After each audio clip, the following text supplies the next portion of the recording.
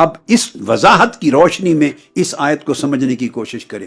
اس پر اللہ پاک فرماتا ہے کہ تم نے میری رحمت کے ایک جز کو، ایک حصے کو دیکھ لیا، اس ایک حصے سے ساری کائنات اول دن سے سیراب ہو رہی ہے اور قیامت تک سیراب ہوتی رہے گی۔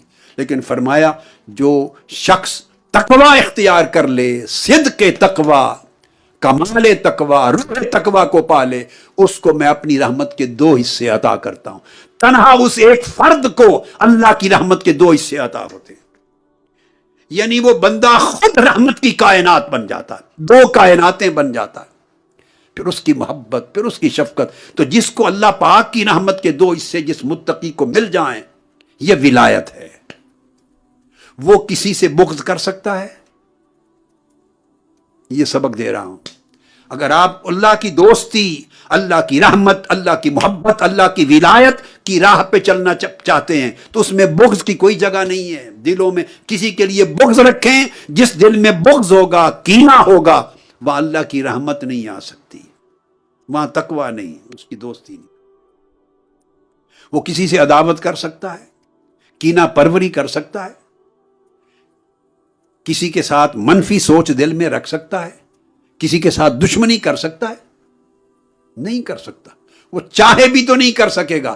اللہ رب العزت جس کے دل کو چن لیتا ہے تقوی کے لیے، پھر اپنی رحمت کے 2 حصوں کے لیے، وہ اپنی رحمت کے 2 حصے ڈالنے سے قبل اس کے دل سے ہر قسم کی عداوت کے بیج نکال دیتا ہے، بغض کے بیج نکال دیتا ہے، نفاق کے بیج نکال دیتا ہے، اس کے دل کی زمین کو اس طرح صاف ستھرا کر دیتا ہے کہ اس کے دل کی ساری زمین پر ہر ایک کے لیے رحمت کے پودے اگتے ہیں، محبت کے پودے اگتے ہیں، عنایت کے پودے اگتے ہیں۔ وہ سراسر پیکر احسان ہوتا ہے، پیکر انعام ہوتا ہے، پیکر شفقت ہوتا ہے، پیکر خیر ہوتا ہے۔ اس کی ذات سے کسی کو شر نہیں مل سکتا۔